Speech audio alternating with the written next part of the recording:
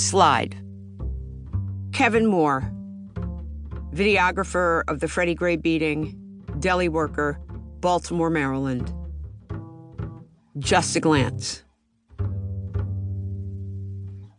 The screams what woke me out of my sleep, the screaming. I'm like, well, wow, what's all this screaming? And then they came to pull me up like, dude, they tasing him, woo! So I jumped up and threw some clothes on and went out to see what was going on, And then I came out that way. I'm like, holy shit, you know what I'm saying? They had him all bent up and he was handcuffed, like face down on his stomach. But they had the heels of his feet, like almost in his back. And he was handcuffed at the time, and they had the knee in the neck, and that pretty much explains the 3 cracked vertebrae and a crushed larynx, 80% of his spinal cord being severed and stuff. And then, when they picked him up, I had to zoom in to get a closer look on his face. You could see the pain in his face, you know what I'm saying? But then they pulled around on Mount Street and pulled him out again to put leg shackles on him. You put leg shackles on a man that could barely walk to the paddy wagon? That doesn't make sense to me. And I've never known a on-the-beat officer to carry leg shackles in on their person or in the van. That's something that you do when you go into another compound or when you being transported to the court or something like that. They don't put leg shackles on you outside. They just don't do it.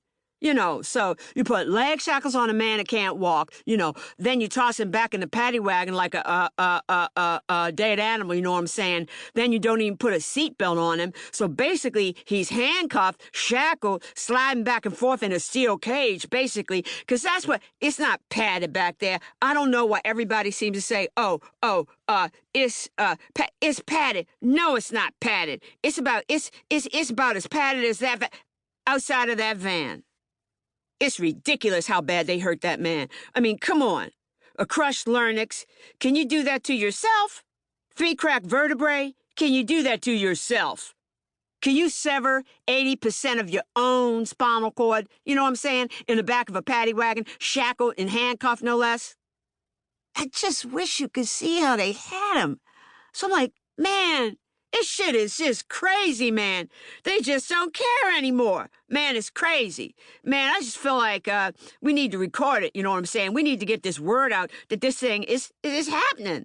This is the only weapon that we have that's actually, the camera's the only thing that we have that could actually protect us that's not illegal, you know what I'm saying? But in the same sense, these guys could feel threatened or, oh, wow, well, I mistook his camera for a gun. You know what I'm saying? So that's what I'm saying.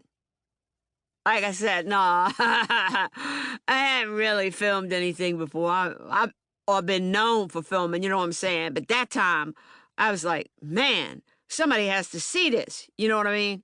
I have to film this. When I touched back down around the way, I just basically called every news station that I could and just got the video out there.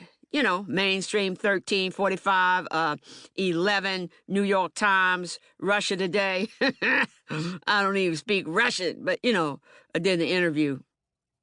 No, it was actually, I took it with my phone. And some brothers from Ferguson, and they came out and supported me. You know what I'm saying? Yeah. And they actually spent the night at my house. My brothers from Ferguson, man, they came up and they took me to Best Buy and brought me 4 cameras. They're basically arming me. It's a movement. It's not going to stop here. Eye contact. This story of Freddie Gray's eye contact was with the whole story since it happened. That's how the officers, I guess, wrote the paperwork that Freddie made eye contact and he looked suspicious, and that gave us probable cause to do whatever. But like I said again, we know the truth. You know what I'm saying? Just a glance. But eye contact thing, it sets off, it's like a trigger. That's all it takes here in Baltimore. It's just a glance. Have you ever been to a place where you don't feel tired? You tired of being tired. You know what I'm saying? Where you fed up and it's nothing else left. And you can't get any lower? Past that. Past rock bottom. You know. So, that's where I've been.